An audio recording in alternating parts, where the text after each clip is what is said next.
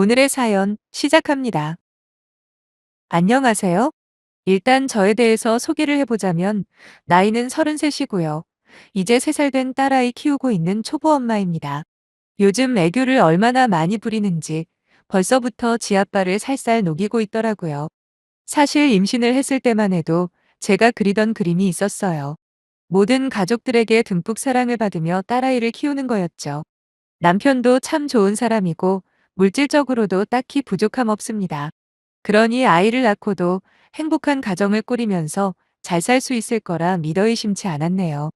하지만 생각지도 못한 복병이 있었으니 그건 바로 시어머니와 동서였어요. 일단 그 이야기는 뒤로 잠시 미루고 저와 남편은 결혼을 하고 맞벌이 부부로 알콩달콩 잘 살고 있었습니다. 참고로 신혼집을 구하면서 얻은 대출이 1억 정도 됩니다. 거기다 남편보다 제가 훨씬 더 잘 벌거든요. 그렇다 보니 대출금을 갚기 전까지는 아이 계획을 세우지 않았죠. 지금은 세상 누구보다 딸바보라는 소리를 듣는 남편이지만 결혼할 당시만 해도 남편은 아이가 없어도 상관없지 않냐. 그냥 우리 둘이서만 잘 살자는 쪽이었습니다. 그나마 제가 우겨서 하나는 낳기로 한 거고요. 아무튼 그런 상황이다 보니 생각보다 일찍 찾아온 아이 소식에 걱정도 많이 되었어요. 참고로 남편은 일반 직장인이에요. 반면에 저는 특수직이라고 할 수 있는 일을 하고 있는데 요즘 TV만 틀면 나오는 가상화폐에 관련된 회사를 다니고 있습니다. 딱히 회사를 다닌다는 표현도 애매하긴 해요. 대부분 업무는 노트북과 핸드폰만 있으면 어디서든 가능하거든요. 주기적으로 회의를 하는 것도 화상으로 대체 가능하고요. 그렇다고 갓난아기를 키우면서 가능하냐? 그건 아닙니다. 아시는 분은 아실 텐데 주식 같은 경우에는 정해진 거래 시간이 있잖아요. 물론 해외 쪽 주식 거래도 하게 되면 그런 것도 없긴 하지만 보통 주식은 장이 열리는 시간이 정해져 있는 반면 가상화폐, 그러니까 코인 시장은 24시간 오픈입니다. 한마디로 언제든지 원하면 즉시 거래가 가능하다는 이야기죠. 거기다 거래 횟수 제한도 없다 보니 하루 종일 그래프와 차트를 주시하고 있어야 하는 불편함이 있습니다. 그러니까 아이를 돌보면서 일을 한다는 건 불가능하다는 말이죠. 하지만 고생스럽고 위험 부담을 안고 가야 하는 만큼 돈은 짭짤하게 벌 수 있어요. 뭐 어떤 친구들은 위험 부담이 높은 코인들 위주로 투자를 해서 운 좋으면 한 달에 몇 천씩 버는 경우도 있긴 합니다만 위험 부담이 높다는 말 자체가 언제 한 방에 빈털터리가 될지도 모르는 말이잖아요.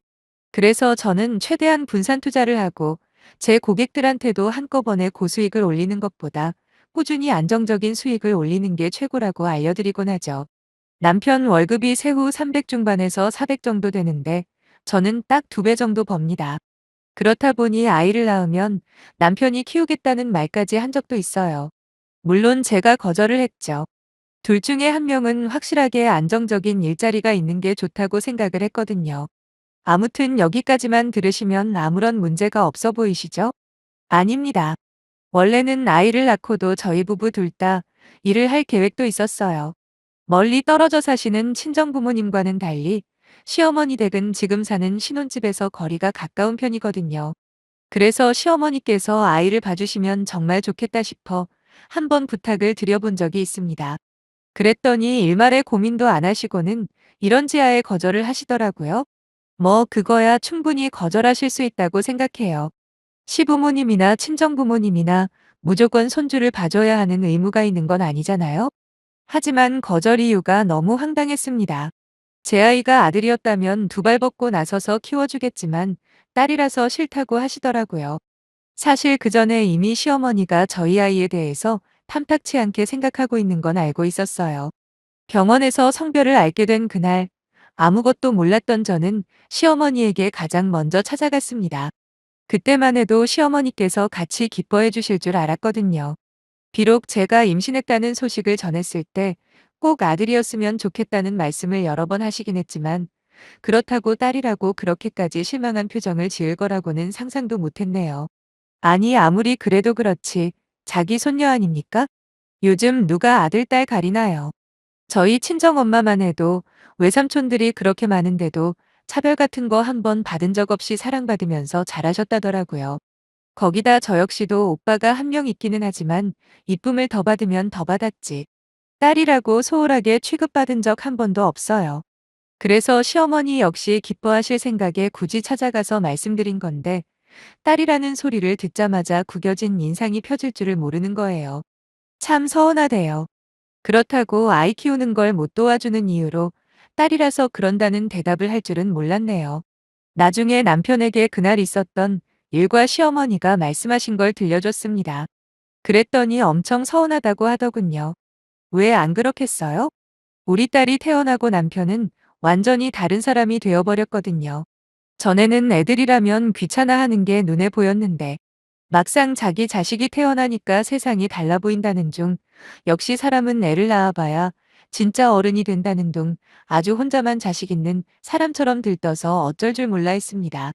거기다 조리원에서 나오고도 아기를 안아보는 데까지 보름도 더 걸렸어요. 너무 작고 귀하다며 혹시라도 잘못 만지면 부서질 것 같답니다. 그래서 보름 동안은 옆에 와서 코만 가까이 대고는 아기 냄새만 맡던 남편이었는데 막상 자기 어머니라는 사람이 손녀라고 무시하고 싫어하는 게 얼마나 어이없고 화가 나는 일이겠습니까? 그 후로 저희는 시가와 최소한의 접촉만 하며 지냈어요. 사실 명절이나 이런 때 찾아가 봐야 딱히 반기는 모습도 안 보이는데 그럴수록 점점 더 가기 싫어지더라고요. 남편도 마찬가지였고요. 오죽하면 남편이 저더러 그냥 애기 데리고 집에 있으라고까지 말을 했다니까요. 어차피 반가워하지도 않는데 굳이 갈 필요 없다고 하면서 말이에요. 그래도 제가 꾸역꾸역 간다고 했습니다. 물론 저도 가기 싫은 건 마찬가지죠. 하지만 적어도 할 도리는 해야 나중에라도 할 말 있으면 당당하게 할 수 있을 것 같아서 기본적인 왕래는 하고 살았습니다. 사람을 못 받을 뿐이지 그래도 이때까지는 그럭저럭 살긴 했어요. 하지만 작년 초에 남편의 남동생, 그러니까 도련님이 결혼을 하게 되면서 모든 일이 시작되었습니다. 동서는 그냥 평범하고 착해 보이는 인상을 가진 여자였습니다. 중소기업을 다니다 도련님과 만났다는데 하필이면 도련님네 신혼집이 저희 동네에서 멀지 않은 곳에 있다 보니 자주는 아니지만 종종 만나면서 지냈어요. 처음엔 저를 형님 하면서 잘 따르더라고요. 나이는 저보다 한 살 어렸지만 그래도 같은 또래잖아요. 거기다 같은 며느리라는 공통점이 있어서 그런가 저는 동서와 언니 동생 같은 사이로 잘 지내고 싶었어요. 근데 동서는 겉보기와는 완전히 다른 은근히 사람 속을 뒤집어 놓는 여우 같은 사람이더군요. 동서네가 결혼하고 나서 천명절이 돼서 다 함께 모이게 되었습니다. 그렇게 온 식구들끼리 만나는 건 처음인 자리였죠. 식사 중에 우리 딸이 졸린지 칭얼대길래 달래주고 있었는데 보통 이럴 때면 시어머니는 눈치를 주는 게 다반사라 저는 무시하곤 하거든요. 그런데 이제는 말할 사람이 한 명 더 늘어서 그런지 갑자기 동서한테 말을 거시는 겁니다. 그런데 그 내용이 정말 황당했습니다. 어머님이 동서한테 뭐라고 하셨냐면 저처럼 딸 낳지 말고 꼭 아들을 낳아야 한답니다. 이게 무슨 황당한 상황인지 동서도 처음엔 제 눈치를 보느라 대답을 회피하며 그냥 얼버무리고 있었는데 시어머니께서 뜬금없이 유산이 어떻고 저떻고 하시는 거예요. 시아버지께서 돌아가시면서 어머님한테 남겨준 시골 땅이 조금 있는 건 알고 있었습니다. 평수는 제법 넓지만 가격은 그리 비싼 땅이 아니거든요. 1억 5천에서 2억 사이로 알고 있어요. 물론 큰돈이라면 큰돈이죠. 하지만 저는 그 땅에 조금도 욕심 없습니다. 그런데 시어머니가 하시는 말씀이 우리 집안 대를 이을 수 있는 손자 낳는 자식한테 그 땅을 전부 주실 거라 하시더군요. 남자는 여자 하기 나름이라면서 어떻게 해서든 꼬셔서 아들부터 낳으라고요. 애를 낳는 게 무슨 상품권 긁는 건가요? 아들이면 당첨이고 딸이면 꽝이게요. 근데 짧은 기간이지만 서로 마음 터놓고 가깝게 지냈다고 생각했던 동서가 표정이 확 바뀌는 겁니다. 그러면서 간드러진 목소리로 열심히 노력하겠다고 그래서 형님처럼 어머님 기대져 버리는 일은 없을 거라는 식으로 말을 하더라고요. 그 순간 동서가 다시 보이면서 오만정이 다 떨어져 버렸어요. 막말로 동서가 아들을 낳던 딸을 낳던 그게 저랑 무슨 상관이랍니까?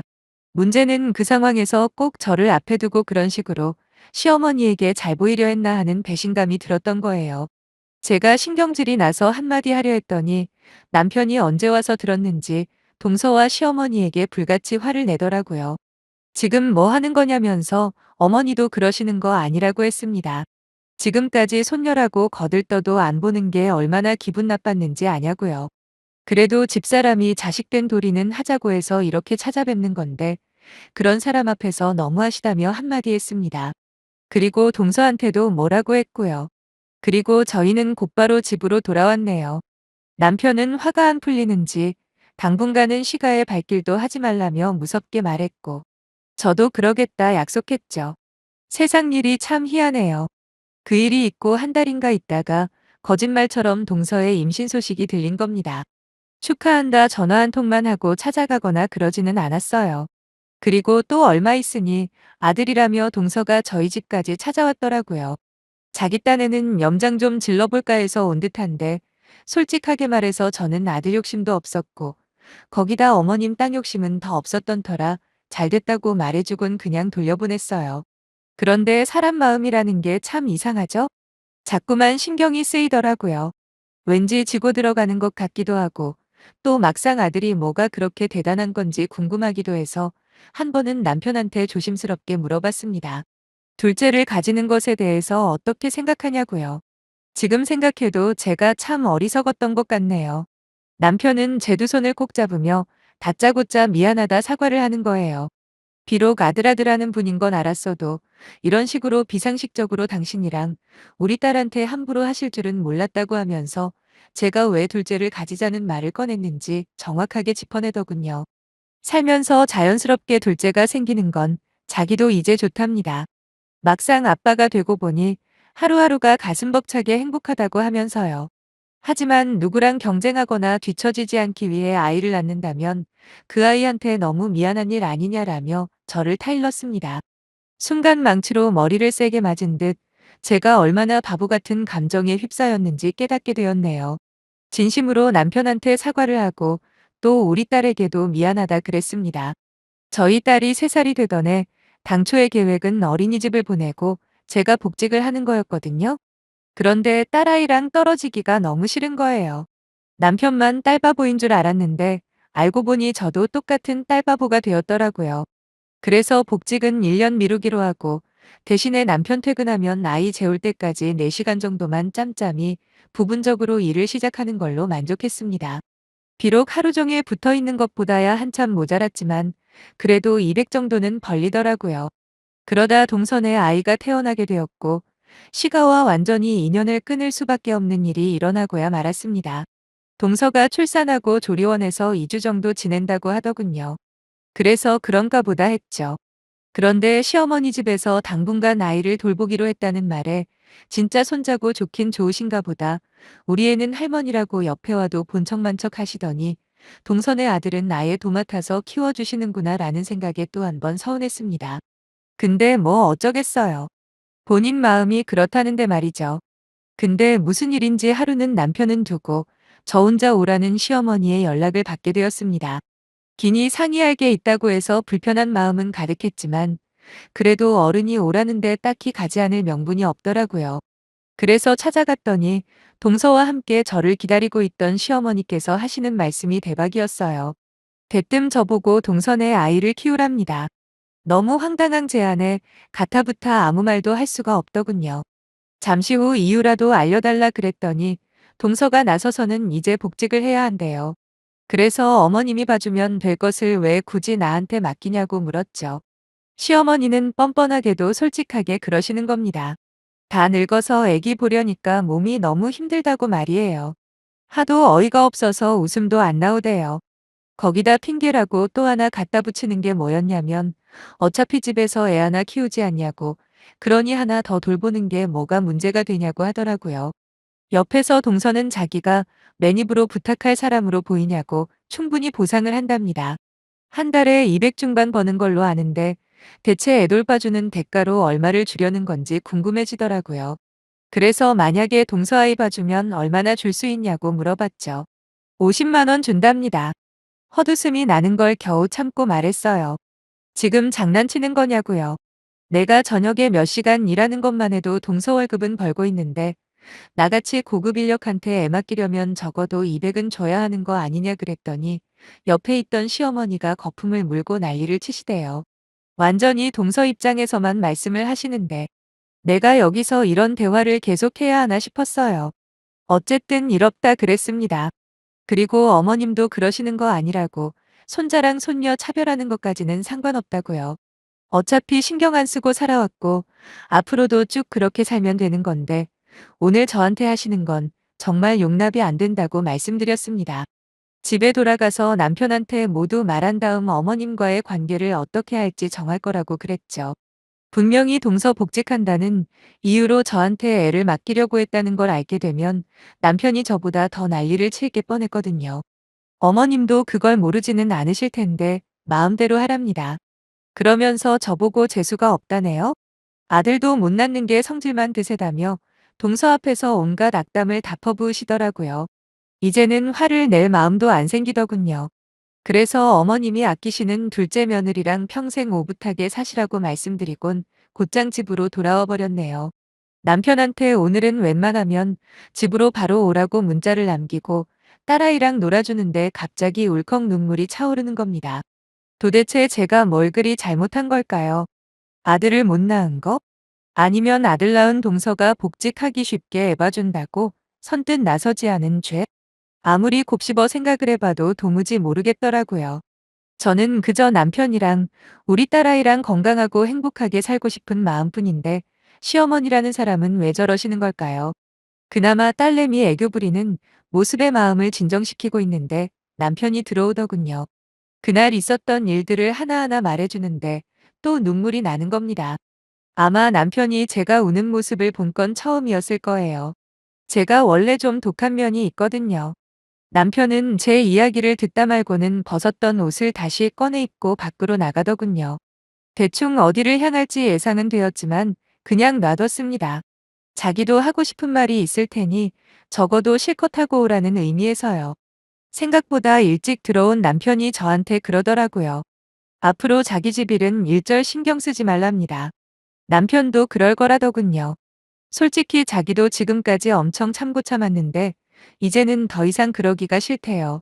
우리 딸 이뻐해 주는 것까지도 안 바랬다고 단지 손녀니까 무시하거나 함부로 대하지는 않기를 바랬는데 이번 일로 너무 크게 실망했답니다. 저도 동감이라고 그랬어요. 그래도 자식이니까 마음에 안 들고 서운한 게 있어도 차마 인연 끊고 살 생각은 못했는데 이제는 정말 안 되겠다고요. 그렇게 저희는 시어머니와 동서 그리고 도련님까지도 완전 남남이 되어 살기 시작했고 벌써 몇 개월이 지났네요. 솔직히 아쉬운 거 하나도 없습니다. 오히려 편하죠. 괜히 찾아가서 우리 딸 천덕꾸러기 취급받는 거 안 봐도 되고 동서랑 비교당할 일도 없잖아요.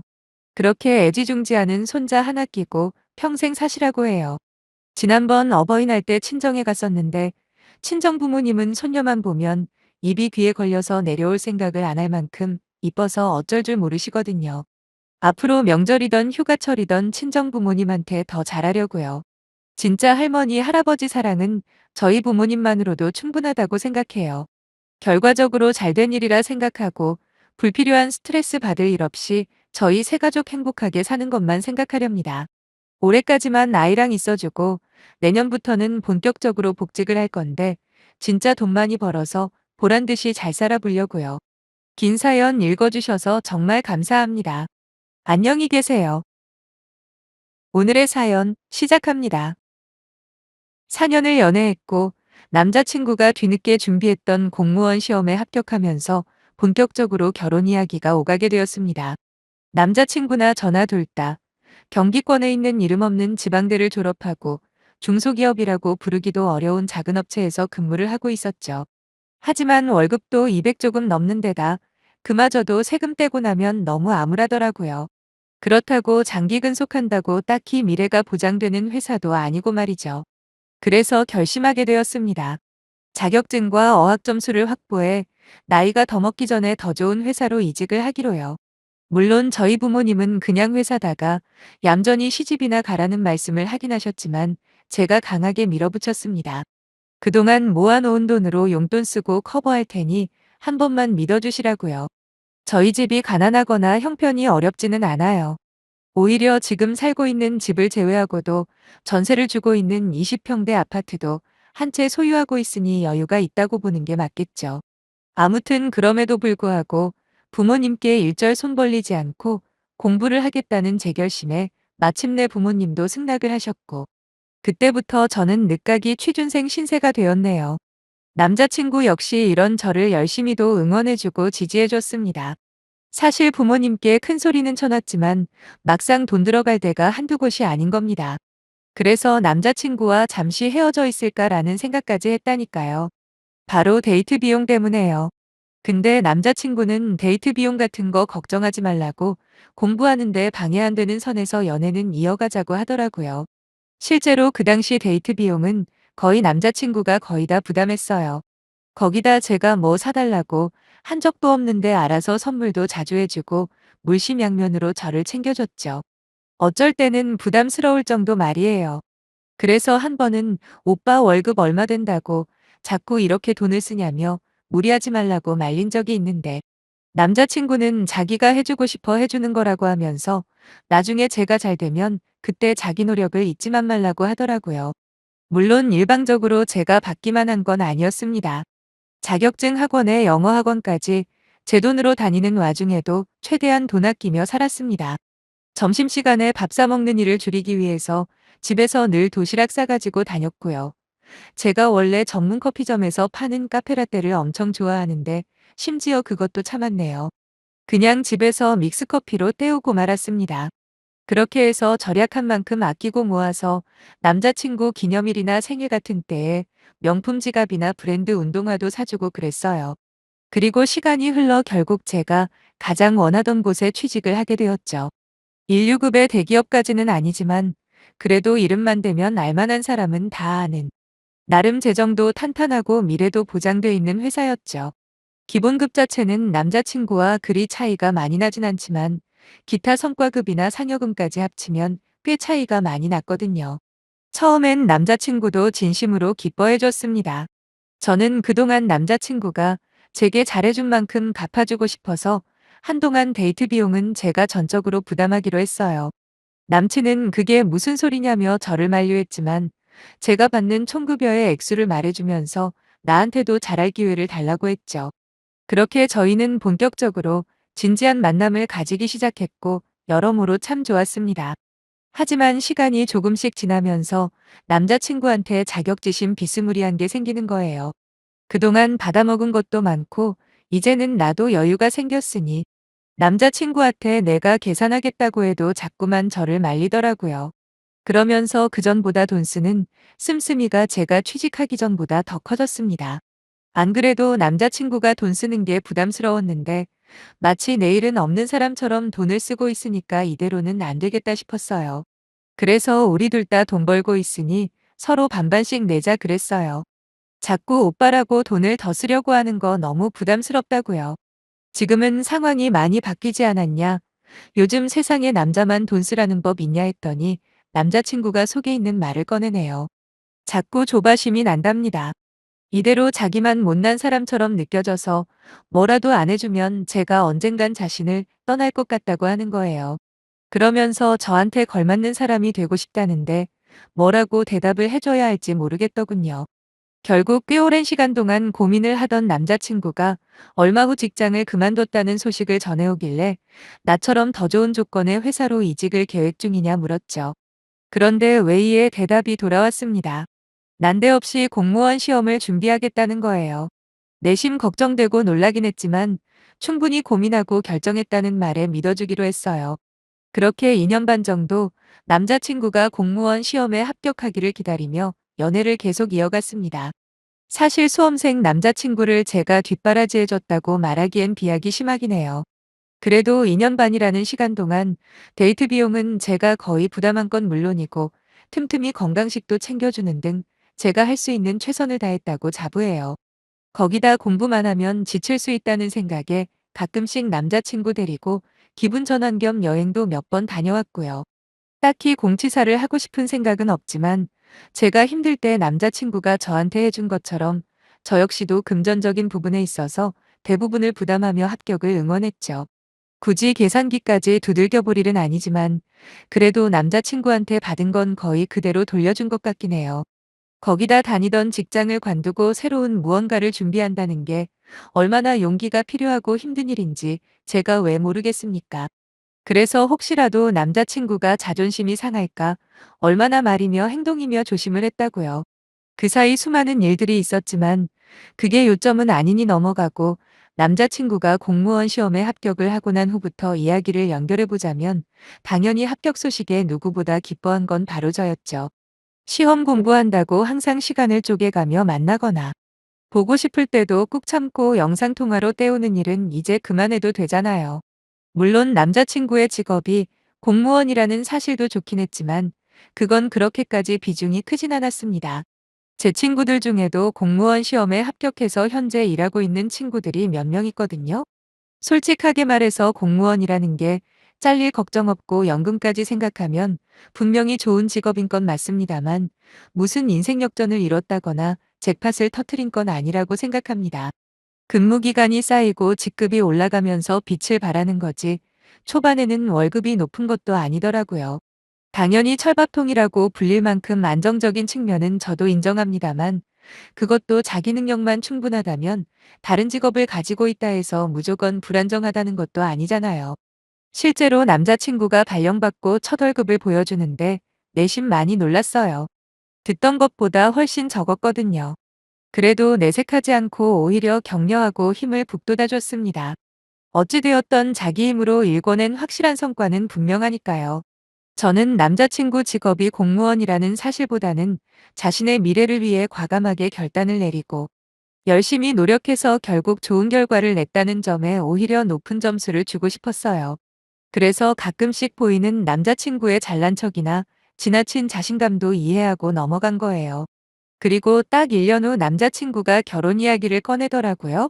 너무 이른 거 아니냐라는 제 질문에 남자친구는 자신이 공무원이기 때문에 남들보다 월등히 많은 대출이 가능하다며, 더 미룰 거 있냐, 일단 결혼부터 하고 돈 모으는 게 훨씬 효율적이지 않겠냐라고 하더군요. 그러면서 결혼하면 불필요하게 지출되는 비용이 확 줄어드니 오히려 하루라도 빨리 같이 사는 게 여러모로 좋다는 거예요. 사실 오랫동안 사귀다 보니 저 역시도 남자친구와 결혼을 생각하지 않은 건 아니에요. 딱히 뚜렷한 단점도 없는 사람이고, 더욱이 공무원 시험에 당당히 합격해내는 모습을 보면서 믿음도 확실해졌었거든요. 참고로 저희 부모님도 남자친구를 좋게 보고 계셨고요. 제가 어려울 때 옆에서 잘해줬던 것도 한몫했겠지만 역시나 시험에 합격한 게 가장 결정적이긴 했을 겁니다. 아빠나 엄마가 그런 능력 있는 사위라면 얼마든지 내 딸을 맡겨도 되겠다고 여러 번 말씀하실 만큼 남자친구에 대한 신뢰가 크신 상태라 모아놓은 돈이 부족하다는 사실은 그리 문제가 되지 않았죠. 그렇게 본격적으로 결혼을 전제로 양가 부모님께 인사를 드리게 되었는데, 참고로 말씀드리면 남자친구에겐 어머님 한 분뿐이세요. 아버지는 남자친구가 군대에 있을 때 사고로 돌아가셨다고 하더라고요. 하지만 남자친구 어머님을 만나고 보니 정말 결혼은 일륜지대사라는 말이 실감이 났습니다. 당사자 둘만 좋다고 되는 게 아니었던 거죠. 남자친구의 열정과 성실함을 높이 사시는 저희 부모님과는 다르게 남자친구 어머니는 저를 처음 만났을 때부터 이미 콧대가 하늘을 찌를 기세였어요. 뻔한 거 아니겠습니까? 말로만 듣던 아들 공무원 부심을 부리시는 거였어요. 자기 아들이 머리 좋은 게 전부 자기를 닮아서 그런 거라면서 남들은 몇 년 동안 매달려도 안 되다는 그 어려운 시험을 딱 2년 만에 붙은 건 보통 머리로는 불가능하다고 하시더라고요. 막말로 남자친구 나이가 적은 것도 아니고 이제부터 연차를 차곡차곡 쌓는다고 해도 다른 동료들보다 많이 늦은 편이거든요. 물론 자랑하고 싶은 마음은 알겠으나 저렇게까지 입에 침이 마를 정도로 유난을 떨이린가 싶긴 했어요. 그래도 내 남편 될 사람 어머니 입장에서는 충분히 그럴 수도 있겠다 하고 내내하며 들어드렸습니다. 근데 난데없이 저 때문에 아주 고생을 했다며 갑자기 주제를 바꾸시더라고요. 이유인즉슨 결과적으로는 잘된 일이지만 어쨌든 잘 다니던 직장 관두고 공무원 시험 준비를 시작한 게 전부 제 탓이라는 겁니다. 그러면서 팔자에도 없는 자식 시험 공부 뒷바라지에 허리가 휘는 줄 알았다고 하시더군요. 학원비만 해도 한 달에 100만 원은 더 들어갔다는데, 설령 남자친구가 공무원이 되기로 한 게 순전히 저 때문이라고 해도 아니 오히려 잘 된 거 아닌가요? 그렇다고 제가 억지로 등 떠민 것도 아닌데 말이죠. 거기다 잘 다니던 직장이라고는 표현하셨지만 거기서 계속 일했으면 한 달에 200 조금 넘는 월급 받으면서 언제 잘릴지도 모르는 상황에서 힘든 일만 계속했을 텐데 그런 거에 대해서는 일절 언급도 안 하시더군요. 점점 분위기가 자꾸 이상하게 흘러가자 남자친구가 화제를 전환하려고 시도를 했습니다. 그런데도 남자친구 어머니는 끝까지 자기가 하고 싶은 말만 하시는 거예요. 거기다 농담인지 진담인지 자꾸 본전 타령하면서 여태까지 들인 돈이 얼만데 힘들어 죽는 줄 알았다고 앓는 소리만 늘어놓으시더군요. 솔직히 그동안 남자친구와 오래 만나면서도 말로만 들었지 직접 만나는 건 처음인 자리였거든요. 그렇다면 자식 자랑이나 돈 이야기 말고 저라는 사람에 대해서 궁금한 게 많으셔야 정상 아닌가요? 살아온 환경이라던가 제가 가지고 있는 가치관 같은 거 말이에요. 근데도 그런 거는 하나도 안 물어보시고 오로지 저 때문에 자기 아들이 직장 관두고 뒤늦게 공무원 시험을 준비한 거고 그래서 금전적으로 손해를 엄청 봤다. 그렇지만 결국 공무원 시험에 합격한 잘난 아들은 자기 머리를 닮아서 그런 거고 그만큼 대단한 아들이다. 이게 어머님의 결론이었죠. 해도 해도 너무하다 싶어서 은근슬쩍 남자친구한테 눈치를 줘봤는데도 아무 소용이 없더라고요. 그렇게 연애하는 동안 저 없으면 못 산다. 너에게 어울리는 사람이 되겠다고 부르짖던 남자친구 놈은 누가 봐도 어이없는 말만 하는 자기 엄마를 말릴 생각은커녕 눈만 멀뚱멀뚱하면서 가만히 있는 겁니다. 그러다 결정적으로 남자친구 어머니가 저한테 물어보시더라고요. 얼마나 모아놨는지는 이미 들었는데 그걸로는 한참 부족하지 않겠냐고요. 그러면서 저희 부모님이 얼마까지 지원해 주실 수 있냐 하시길래 제가 곧바로 대답했습니다. 이미 부모님과 그 부분에 대해서는 이야기가 끝난 상태였거든요. 얼마가 되었든 어머님이 지원해 주시는 금액까지는 해주신다고 약속하셨다고 말씀드렸죠. 근데 그 말을 들으신 남자친구 어머니가 깜짝 놀라시며 저보고 지금까지 뭘 들었냐 짜증을 내시는 게 아니겠어요? 진짜 이때까지만 해도 당초에 무슨 소리를 하시는지 짐작도 못했습니다. 사실 공무원이라는 직업 빼고는 뭐 하나 저보다 나은 게 없는 남자친구의 입장이라 부모님께 지원받는 것 자체도 마음에 계속 걸렸었거든요. 근데 남자친구 어머니는 자기 아들 공무원 시키느라 돈 나간 게 너무 타격이 크다며 결혼식에 보태줄 돈이 없다는 겁니다. 당황스럽긴 했지만 일단은 알겠다고 그럼 저도 돈 한 푼 받지 않고 저와 남자친구 둘이서 어떻게 해보겠다고 말했더니 저보고 말귀를 못 알아듣는다면서 버럭 화를 내시더라고요. 그 뒤로 장황하게 말을 하셨는데 어차피 하고 싶은 말은 아주 간단했습니다. 자기 아들이 공무원 시험 준비한 게 저 때문이고 그래서 써버린 돈 역시 전적으로 제 책임이라는 거죠. 그러니 자기는 금전적으로 지원해줄 의무가 없지만 저희 부모님은 공무원 사위를 보시는데 어떻게 맨입으로 꿀꺽하시려고 하냐는 거예요. 최소한 남들 보는 눈 부끄럽지 않게 준비하라고 하시대요. 너무 황당한 말이라 제대로 반응도 못하고 일단 돈 문제는 나중에 저희 부모님과 상의하시라고만 말씀드리고 급하게 자리를 뜨려고 하는데 아무리 생각해도 이건 아닌 것 같더라고요. 그래서 나가려던 발걸음을 멈추고 다시 자리에 앉아 차분히 말씀드렸죠. 다시 생각해보니까 저희 부모님한테까지 말씀드릴 문제가 아닌 것 같다고요. 설령 저희 부모님이 승낙을 하신다고 해도 제가 싫다고 했어요. 자꾸 저 때문에 손해봤다고 하시는데 그렇게 따지면 돈 1,000만 원의 나머지는 대출로 결혼하는 어머님 아들은 어떻게 생각하시냐고 했죠. 막말로 제가 모은 돈이 현재 8,000만 원인데 그것만 해도 7,000만 원 제가 손해보는 거고 거기다가 나중에 어머님 아들 명의로 받은 대출 역시 전부 다 빚이잖아요. 그런 것까지 전부 감안하면 어머님이 말씀하시는 본전 찾는 수준이 아니라 엄청나게 남는 거라고 말씀드리니 아무 말도 못하고 저를 노려보시기만 하더군요. 돌아가서 저희 결혼에 대해서 다시 한번 생각해 봐야겠다 말씀드리곤 곧바로 나와버렸더니 남자친구가 급하게 나와서 저를 잡는 거예요. 꼴도 보기 싫어서 그냥 뿌리쳐버리고 집으로 돌아왔습니다. 일단 부모님께는 아무 말 하지 않았어요. 저부터 생각을 정리해야 한다 생각했거든요. 거의 7년이라는 시간 동안 만나온지라 그런 상황에서도 헤어질 결심이 바로 서지는 않더라고요. 객관적으로 봤을 때는 당장이라도 헤어져야 한다는 걸 알면서도 제 고민은 며칠 동안 해결이 안 되었죠. 그렇지만 어차피 답은 정해져 있는 걸 누가 모르겠습니까? 100번 양보해서 시어머니 되실 분이 저런 소리를 해도 그냥 무시하고 저희끼리 계획 세워서 결혼을 강행할 수도 있겠죠. 하지만 본전 운운하는 남자친구 어머니의 몰상식한 사고방식보다 그 자리에서 한마디도 못하고 마치 꿔다 놓은 보릿자루처럼 가만히 있던 남자친구 때문이라도 이 결혼은 절대로 해서는 안 된다고 결론을 내렸습니다. 그렇게 남자친구에게 이별을 통보했지요. 아니나 다를까 매일같이 연락해서는 한 번만 얼굴 보고 이야기하자 사정을 하더라고요. 정이란 게 참 무서운 게 그냥 무시가 안 되더군요. 그래서 마지막으로 얼굴이나 한 번 보고 확실하게 마무리 지어야겠다 생각하고 나간 자리에서 남자친구는 눈물 콧물 범벅이 될 정도로 슬퍼하며 한 번만 기회를 달라고 사정사정을 하는 겁니다.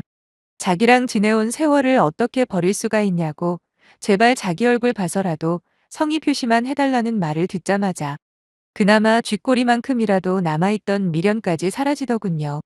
전 그대로 일어서서 착각도 분수지.